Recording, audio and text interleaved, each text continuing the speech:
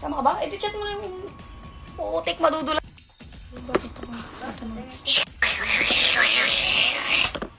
Isang nakakakilig na revelation ang naganap sa live ni Piang nang biglang binuking ng kanyang mommy na may kadate umano ang bagong PBB Big Winner.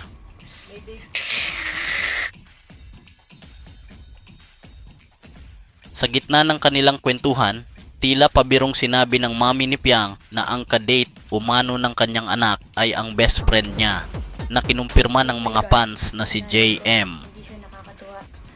Agad na nagtrend ang live na ito na ikinatuwa ng mga netizens na matagal nang kinikilig sa kanilang friendship sa loob ng bahay ni Kuya.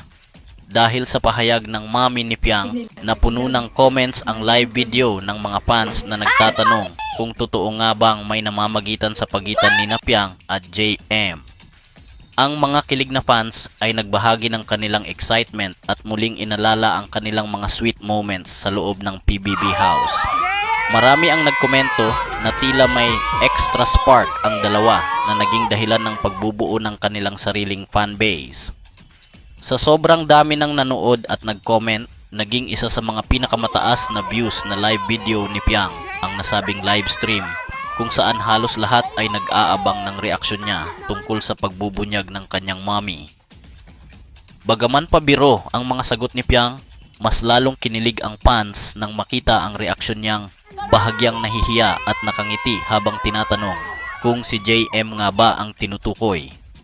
Dahil sa nakakatuwang pag-uusap na ito sa live, hindi mapigilan ng mga fans ang mag-trend ng hashtag JMPiang at magbahagi ng kanilang mga kilig-filled reactions sa social media.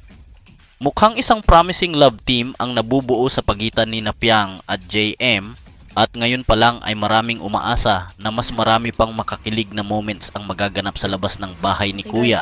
Huwag mo kalimutan mag-like, comment at subscribe for more trending videos mga ka-showbie.